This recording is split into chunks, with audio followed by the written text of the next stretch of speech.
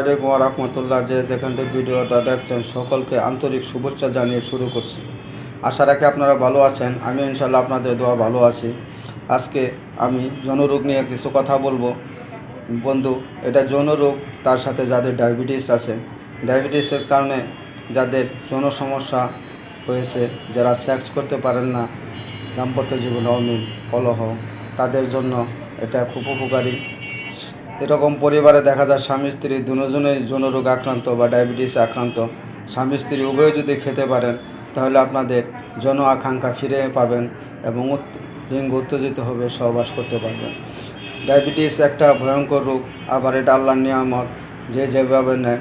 Diabetes খাওয়া দাওয়া, পরে এক্সারসাইজ, ওষুধ, এই সবগুলো নিয়ম মেনটেন করলে ডায়াবেটিস ওষুধ ছাড়াই সেবন করা যায়। এই তেলাকুচা ডায়াবেটিসের জন্য মহা উপকারী। তেলাকুচার মূল পাতা সবই ব্যবহার করা হয়, আপনারা খেতে পারেন।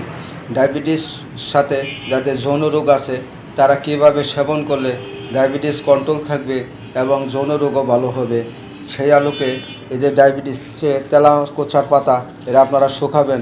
শুকাইয়ে আপনারা এটা নেবেন 50 গ্রামে, যে আমি শুকাইছি।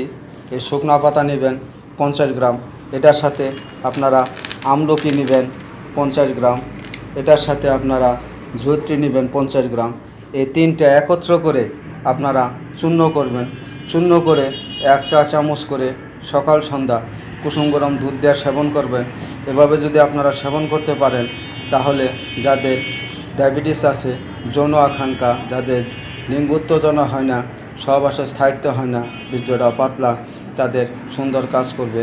বন্ধু, ভিডিওটা ভালো লাগলে লাইক করবেন, শেয়ার করবেন, কমেন্ট করবেন। আসসালামু আলাইকুম ওয়া রাহমাতুল্লাহ।